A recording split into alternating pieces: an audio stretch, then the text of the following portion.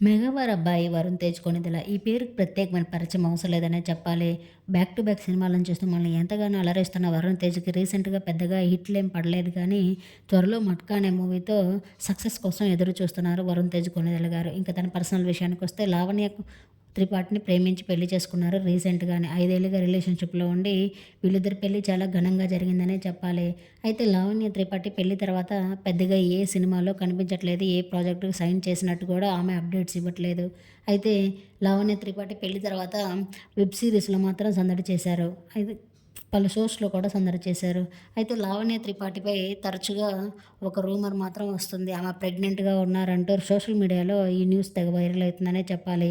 నిజానికి ఆమె గత 20 రోజుల నుంచి సోషల్ మీడియాలో అంతగా యాక్టివ్‌గా కనిపించట్లేదు.